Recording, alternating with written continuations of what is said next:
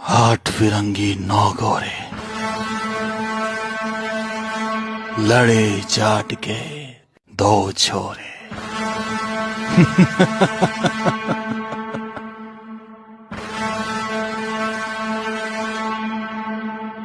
लोहागढ़ का किला भारत का अजय किला, जिसे भेदने के लिए अंग्रेजों ने पूरी जान लगा दी। एक नहीं 13 बार हमले किए, लेकिन भूल गए थे वो कि इस बार मुकाबला जाटों से है, क्योंकि इस किले में ऐसी तकनीक इस्तेमाल हुई जो भारत के किसी भी किले में नहीं है।